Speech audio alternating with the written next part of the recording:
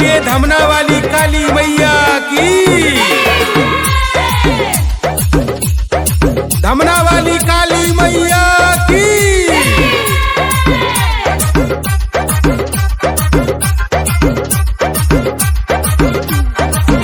हमरा काली माई के दर्शन कराई दना हो, हमरा काली माई के दर्शन कराई दना हो। पिया धमना के मेलवा घुराई दना हो, पिया धमना के मेलवा घुराई दना हो, पिया धमना के मेलवा। हमरा तारा माछी झूला झूलाई दना हो, हमरा तारा माछी झूला झूलाई दना हो। हमरा काली माई के दर्शन कराई दना हो, पिया धमना के मेलवा घुराई दना हो, पिया धमना के मेलवा।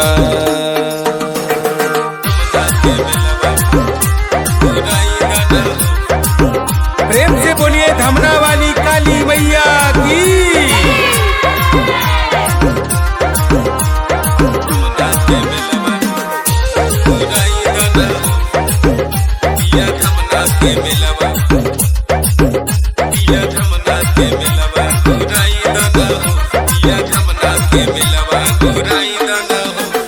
जमुई जिला धमना गाँव में मंदिरिया, नारियर बतासा चढ़े चुनरिया। जमुई जिला धमना गाँव में है मंदिरिया, नारियर बतासा चढ़े चुनरिया।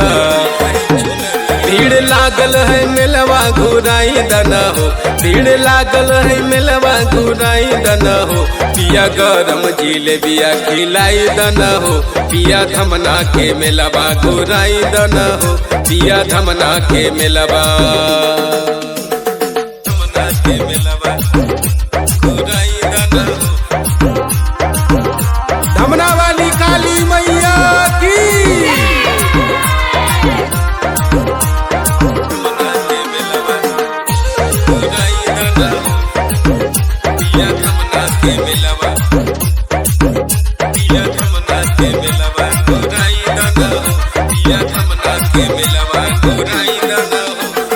काली मैया से हो मंगवै ललनमा, होतै ललनमा त करबै मुड़नमा।